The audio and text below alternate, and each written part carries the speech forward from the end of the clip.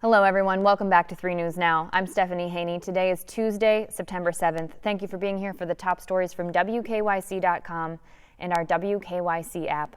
We start off with updated information about the U.S. Navy Corpsman from the Ohio area who was killed in Afghanistan during the attack on the Kabul airport.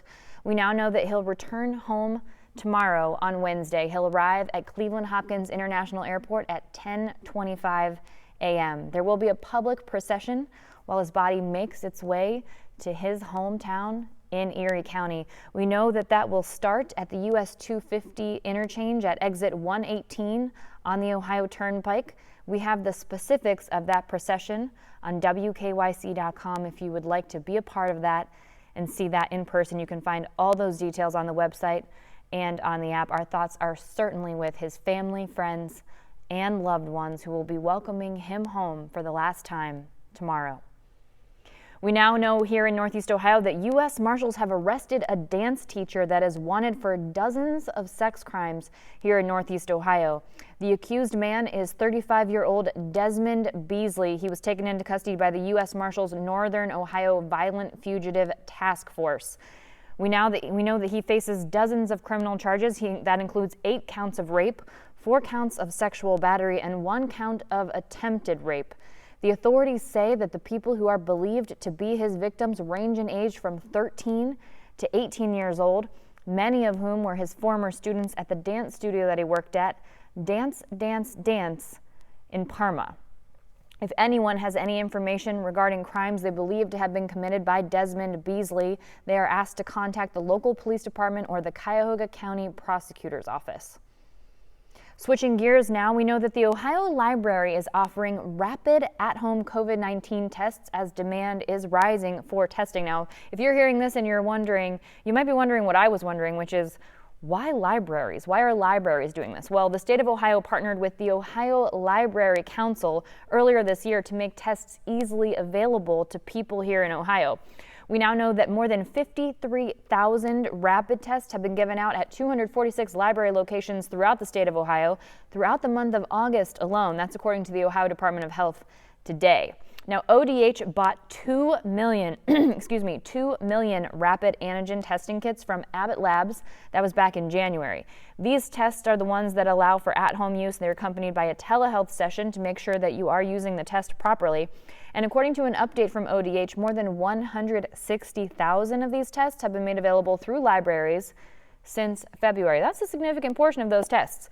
This update comes as Governor Mike DeWine is calling for renewed testing. He's calling what is experiencing now, what is happening right now, renewed interest in testing as students are returning to school. Now let's talk about the latest COVID-19 cases today. The U.S. has now hit 40 million confirmed COVID-19 cases across the country, with more than 4 million positive tests in the last 28 days. That's 10% of those in the last 28 days, less than a month. That's according to Johns Hopkins University. The total number of officially reported results, of course, has just hit 40 million, but health experts believe that the actual number is much higher than that because there are asymptomatic cases and people who aren't getting tested. There have also been nearly 650,000 deaths related to COVID-19 in the U.S. India is second with more than 33 million cases and almost 112,000 deaths. But there's a disparity in population there, remember, between the U.S. and India. Now, cases have been on the rise since the Delta variant is spreading throughout the country, even seeing breakthrough cases in people who are vaccinated. But what we are seeing, by and large, from the people who are vaccinated getting the Delta variant, we are seeing anecdotal evidence and also hearing from doctors that it's a lot less severe than it would have been if you are not vaccinated. Now let's take a look at what's happening here in Ohio with the COVID-19 numbers. In the last 24 hours, the Ohio Department of Health has reported 4,876 new cases of COVID-19. This is many days in a row now where we've seen these numbers in the higher thousands. This is an increase from yesterday, almost an increase of 1,000 since yesterday, 932 more than we saw yesterday, which was a high number in and of itself. Right now, there are 2,930 people in the hospital being treated for COVID-19. That's 210 more people than yesterday. And out of those 2,933 in the hospital, 819 are being treated in an intensive care unit. That's 23 more in an ICU than we saw yesterday. Now, if you're following on WKYC.com, if you're trying to track what's happening with the local school districts when it comes to mask mandates, we've just added another to the list.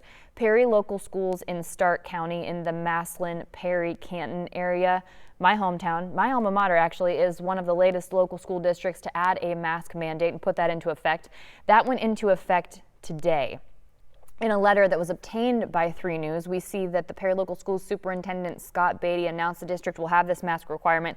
It was a long letter with lots of information, even a link to a legal brief laying out the legal basis for a mask mandate in the district. Now, in this, Superintendent Beatty wrote that the district understands that some families have strong beliefs about masks regardless of legality. There was also linked to medical professional information, frequently asked questions about masking.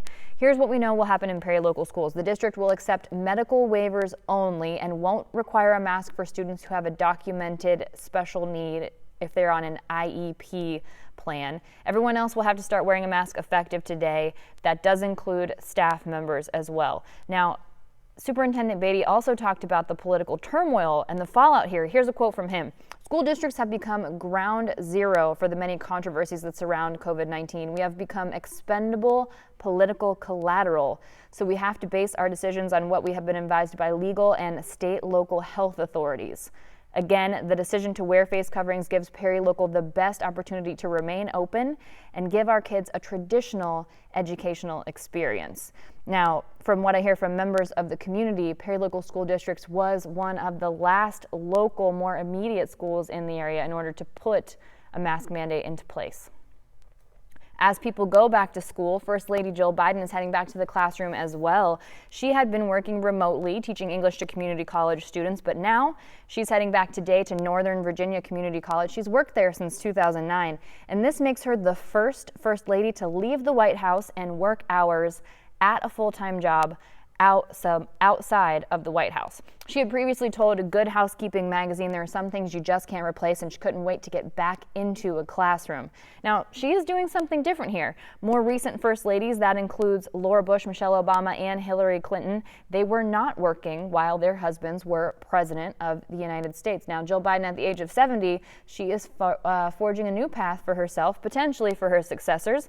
Not to say either of those choices is right or wrong, or one is better than the other, but she's definitely doing something different. Here's some data for you. In 2019, women made up nearly half, or 47% of the U.S. labor force. That's according to Catalyst, a women's workplace advocacy group. So there are a lot of women around the country who are looking at Jill Biden and seeing themselves in her today as she returns to work outside of the White House. Speaking of returns, the Cleveland Browns return to NFL football this weekend on Sunday on the road against the Kansas City Chiefs. And if you've been following what's been going on with the roster, I've got some required reading for you. It's from our 3 News sports analyst, Ben Axelrod. It's up on WKYC.com. It's the depth chart, the schedule, a 2021 preview, and predictions. So make sure you check that out because there's a lot of movement going on. And if you want to get up to speed on all of the players who will be on that field for the Cleveland Browns, the people who made that 53-man roster, this is your required reading. So make sure you check that out at WKYC.com. And the tickets, because the Browns are expected to be good this year, they may cost a little more than we've seen in the past, and that is something that I think Browns fans will be excited to deal with for a change. But if you're a fan of Disney World, here's something that you should also keep in mind. There is a company that's projecting that the ticket to Disney World could more than double by 2031, and that would make it the most expensive Disney theme park in the world if that happens. Koala is the company, and they look to connect travelers with timeshare rentals. They've been studying the ticket prices of Disney World since it opened in 1971. This is the 50th anniversary of Disney World in Florida. Can you believe that? Only 50 years? It seems like there was never a time when Disney World didn't exist in Florida. But they've been looking at those ticket prices. When the park opened in 1971, it was $3.50. What they are projecting is 10 years from now that a ticket to Disney World will cost you $253.40. 20 cents. That's almost $250 more. But there are some things to account here for, right? Like inflation and the fact that at the time that the park opened back in 1971, it didn't include as much. There weren't as many parks. It also didn't include rides and attractions. But again, if they are right about this, it would make the Florida theme park the most expensive Disney resort in the world. Now, you don't have to go far, though, if you want to just visit some beachfront here in the Northeast Ohio area along the Lake Erie shoreline. But if you were out there over Labor Day weekend, you might have noticed a lot of dead fish. And you might be wondering, what is that about? Well, Mike Durkalik is an aquatic biologist with Cleveland Metro Parks, and he said, yeah, it was pretty inescapable to notice the dead fish, and in some cases, a really strong smell, too. But he said, ultimately, nothing to be worried about. He said it occurs from time to time in Lake Erie in the late summer. It's when algae and other organic matter decomposes, uses up the oxygen, and creates what's called a dead zone. Here's a quote from him. What happens is when you have just the perfect storm of wind and current patterns, the water can well up or come up along the shoreline where it brings those accompanying strong methane odors, and in some cases, lots of dead fish as well. He said this particular time it was debris along about 25-mile stretch of the shoreline from East Lake to Perry up here in Northeast Ohio, up here along the shoreline. And the good news is that the fish killed by the lack of oxygen were sheep's head or freshwater drum. So not a lot of impact on the walleye and the perch. And the other silver lining, he says, is other than the not so great visual and the not so great smell, there is no public health danger. So that's good news, at the very least. And we will leave it there. That is it for your 3 News Now update today for Tuesday, September 7th. I will see you back here tomorrow with more 3 News Now.